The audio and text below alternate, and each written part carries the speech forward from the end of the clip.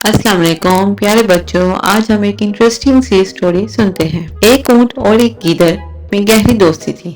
दोनों हर वक्त साथ साथ रहते और खाने का प्रोग्राम भी साथ साथ बनाते। एक दिन उन्होंने खरबूजे खाने का प्रोग्राम बनाया। खरबूजों का खेत दरिया की दूसरी तरफ था। गीदड़ ने ऊंट से कहा, दोस्त, तुम तो दरिया के दूसरे किनारे पर पहुंच जाओगे, मगर मैं कैसे जाऊंगा? ऊंट ने जवाब दिया, फिक्र ना करो, मैं तुम्हें अपनी पीठ पर बिठाकर दूसरी तरफ ले जाऊंगा। दोनों दोस्त नदी की दूसरी तरफ पहुंच गए और खरबूजे खाने लगे। गिद्दर का पेट चूंकि छोटा था, जल्दी भर गया। इसने खेत के किनारे बैठकर शोर मचाना शुरू कर दिया। ऊंट ने गिद्दर की मिन्नत समाजत की, दोस्त ऐसा ना करो, एक तो अभी मेरा पेट नहीं बढ़ा और दूसरे तुम्हारी आवाज सुनकर किसान आ जाएगा और मेरी खूब पिटाई करेगा। मगर गिद्दर ना माना, कहने लगा, मैं आदत से मजबूर हूँ। अगर मैं खाना खाने के बाद ना चीखूं तो पेट में दर्द होना शुरू हो जाता है।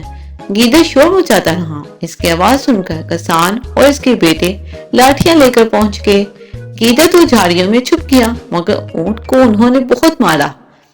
मार खाने के बाद जब ऊंट दरिया के किनारे पहुंचा तो गिद्दर इसका इंतजार कर रहा था। गिद्दर फिर उनकी पीठ पर सवार हो गया। जैसे ही वो दरिया के दरमियान पहुंचे, ऊंट ने पानी में गोता लगाना चाहा। गिद्दर ने कहा, दोस्त, ये क्या करते हो?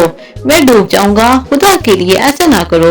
ऊंट ने जवाब दिया, खाना खाने के बाद अगर मैं ना नहाऊं तो पेट में शदीद दर्द होने लगता है।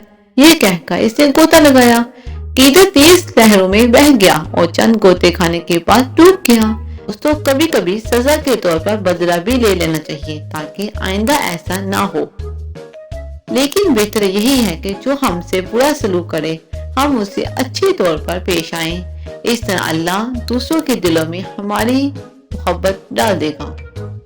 प्यारे बच्चों, अगर मेरी वीडियो अच्छी लगी तो प्लीज मेरे चैनल को सब्सक्राइब कर दें।